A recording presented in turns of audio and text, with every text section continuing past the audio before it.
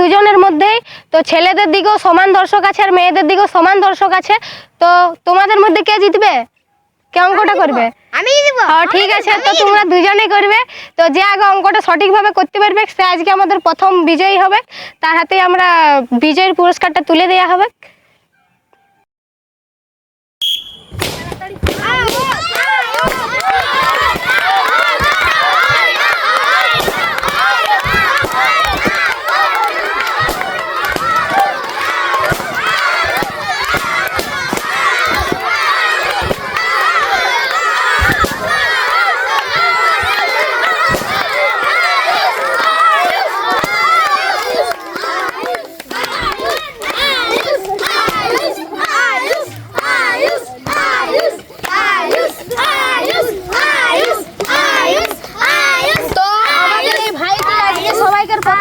অঙ্কটি করে এবং বেলুনটি